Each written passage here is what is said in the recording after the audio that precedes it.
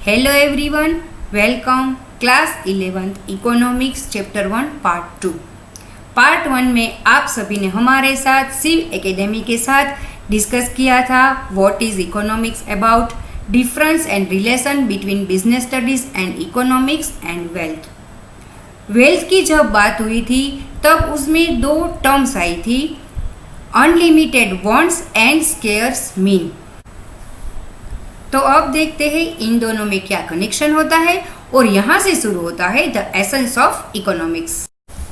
अब मान लीजिए आप बहुत ही रिच पर्सन है, बहुत ही अमीर इंसान है, फिर भी क्या आप अपनी सभी ज़रूरतों को पूरा कर सकते हैं? तो आंसर आएगा सर्टेनली नॉट। क्यों? क्योंकि हमारी जो नीड्स है, हमारी जो अनलिमिटेड वांट्स है, उसके लिए हमारे पास जो मीन्स है, जो रिसोर्सिस है, वो स्केर्स से वो कम है। तो यहाँ से शुरू होता है स्केर्स मीन्स यानी कि scarcity. Scarcity it refers to the situation when what you have is less than what you wish to have. In other words, scarcity implies a situation when supply of resources is less than the demands for resources. तो अब हमारी needs के मुकाबले हमारे पास resources कम है, तो human behaviour यानी कि हम अब कैसा बिहेव करेंगे? सिंपल है, हम चॉइस करेंगे। हमारे पास जो रिसोर्सेज है वो लिमिटेड है और हमारी वांट्स है वो अनलिमिटेड है, तो उन दोनों के बीच हम एनालाइज करेंगे और उसमें से जो बेटर ऑप्शन होगा उसे हम चूज करेंगे, यानी कि अब हम चॉइस करेंगे। In simple words, choice is the outcome of scarcity. Definition देखें तो choice refers to the process of selection from available limited alternatives. हमारे पास जो लिमिटेड ऑल्टरनेटिव्स अवेलेबल है उसमें से हम सिलेक्शन प्रोसेस करते हैं। It emerges because resources are scarce. ये तो हमने देख लिया कि हमारे पास जो रिसोर्सेज है वो स्केर्स है and resources can be allocated two alternative use.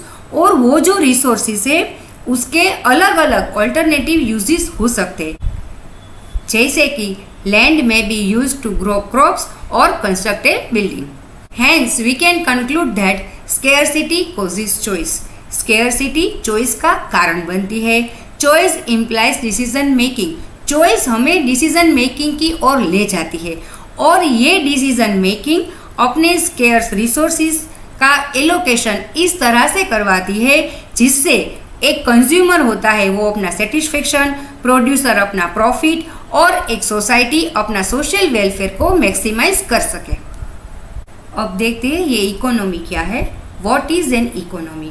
A system by which people of an area earn their living, this system is called economy. BS के बिजनेस स्टडीज के चैप्टर 1 के पार्ट 1 में हमने समझा था कि अलग अलग ह्यूमन बीइंग्स अलग अलग टाइप की एक्टिविटीज करती है अपने लाइवलीहुड को अर्न करने के लिए, जिसमें आता है बिजनेस, प्रोफेशन एंड एम्प्लॉयमेंट। इन सभी एक्टिविटीज को मिला के जो सिस्टम क्रिएट होता है उसे इकोनॉमी कहते हैं।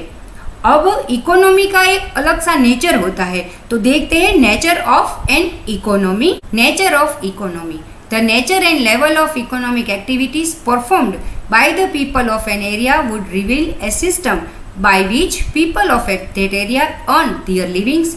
Generally they are of two types.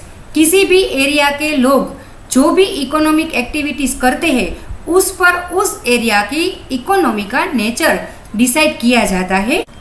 इसके दो टाइप्स है, agriculture economy and industrial economy.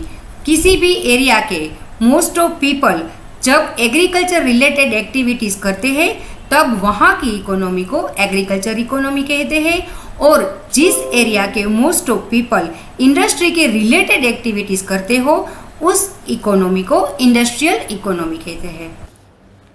तो आज के इस पार्ट 2 में हमने डिस्कस किया essence of economy, what is economy and nature of economy. अगले पार्ट में हम देखेंगे types of economy, branches of economy and chapter overview. इसके साथ हम चैप्टर की चैप्टर नोट्स भी प्रोवाइड कर देंगे। Thank you. Stay tune with Shiv academy.